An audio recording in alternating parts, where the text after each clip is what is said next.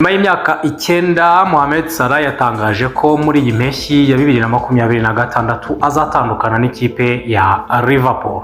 Uyu mugabo wakiniye ikipe ya Chelsea mu mwaka wa 2014 na 2015 akaza kujya mu ikipe ya AS Roma ndetse na Fiorentina, nyuma akagaruka muri Premier League agakinira ikipe ya Liverpool. Benshi bakunda kwibaza nimba adashobora kuba ariwe mu winga wa mbere cyangwa se Semababa wa mbere cyangwa se umukinnyi ukina ku ruhande asatira wa mbere wabayeho muri Premier League. Egyptian King, umwami wa Misiri nkuko bakunda kumwita, Mohamed Salah ni umukinnyi udashidikanywaho ko ari mu beza bakinnye muri Premier League. Ariko imibare y'uyu mugabo imeze ite ku buryo ashobora no gukekwa ko ari we mukinnyi mwiza wabayeho mu mateka ya Premier League ukina ku ruhande? Mohamed Salah imikino 310 yakinnye muri iyi shampiyona y'Ubwongereza yatsinzemo ibitego 189, atangamo imipira 92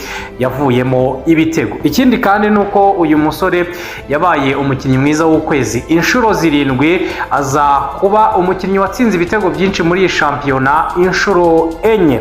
Hanyuma kandi Mohamed Salah yabaye umukinnyi mwiza w'umuplaymaker w'umwaka inshuro 2, aba umukinnyi mwiza wa sezo inshuro 2, anatwara ibikombe 2 bya Premier League. Wibuka ko yari ari mu ikipe yatwaye igikombe cya 20 cya Liverpool nyuma y'imyaka 33 iyi kipe ya Liverpool idatwara Premier League.